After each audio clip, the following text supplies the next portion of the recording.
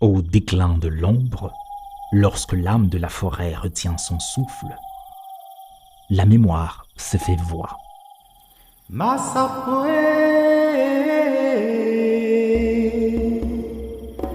Masapo,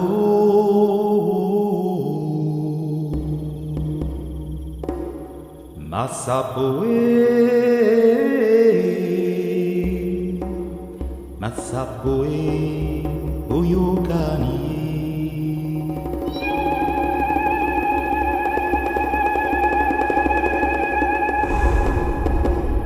Salut et bienvenue à ce nouvel épisode de Masapo, le podcast qui vous guide au cœur sacré de l'Afrique ancestrale, bien au-delà du voile du temps, là où chaque mot est un souffle d'esprit et chaque récit un pont tendu entre les murmures des ancêtres et la lueur du feu rituel.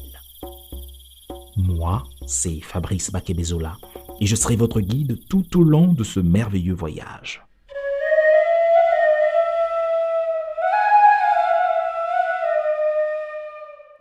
En proverbe bambara dit « L'humilité est comme un grand arbre.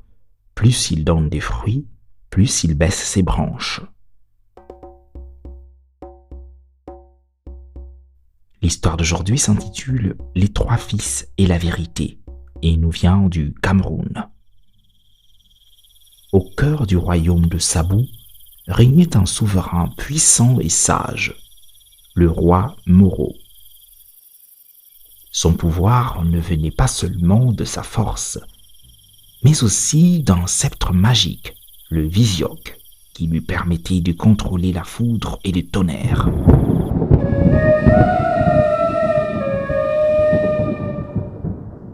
Un jour, sentant sa vie s'éteindre, le roi Moro appela ses trois fils. « Mes fils, mes forces m'abandonnent. L'un de vous devra monter sur le trône. Mais mon successeur doit être non seulement fort, mais aussi extraordinairement courageux. Pour m'aider à choisir, chacun de vous me racontera son acte le plus audacieux. » Le premier fils s'avança, la voix pleine de fierté. « Père, te souviens-tu quand nos ennemis ont attaqué le royaume? J'ai affronté seul, à main nue, sans lance ni bouclier. J'ai anéanti tous les envahisseurs et sauvé notre peuple. » Ce fut ensuite au tour du deuxième fils, qui parla avec la même assurance. « Et toi, père, te souviens-tu quand les lions de la grande forêt ont envahi nos terres? J'ai été le seul à avoir le courage de les affronter. Alors que tous les autres fuyaient, j'ai tué chaque bête et sauvé notre peuple. »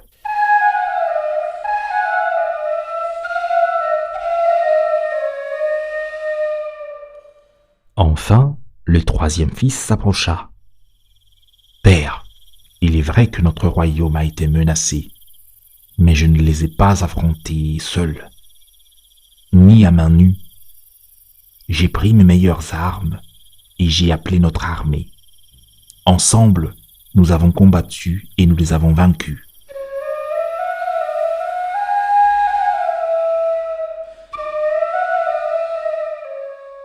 Le vieux roi Moro écouta en silence.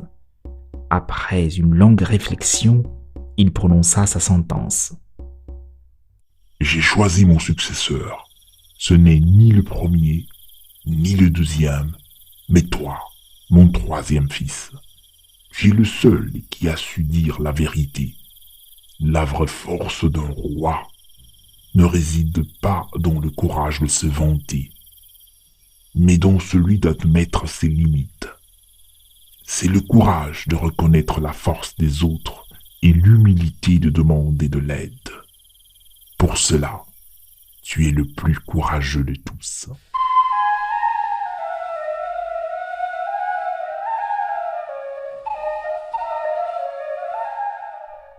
S'approchant de lui, le roi lui tendit le magnifique sceptre.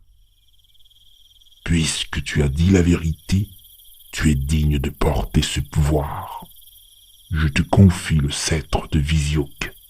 avec lequel tu régneras sur Sabu quand je ne serai plus là.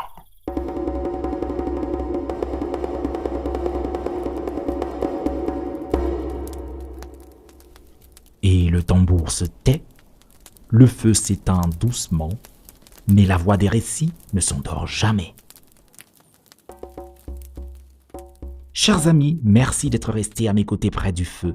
Si ce voyage vous a plu, ne laissez pas le vent l'emporter. Suivez Massapo, partagez-le avec ceux que vous aimez et, si vous le pouvez, soutenez ce petit grand projet car chaque geste, si minime soit-il, est une étincelle qui maintient vivante la voix des ancêtres. Et grâce à vous, cet arbre nommé Massapo pourra continuer à offrir ombre, sagesse et espérance. À la prochaine histoire, sous un ciel constellé d'étoiles.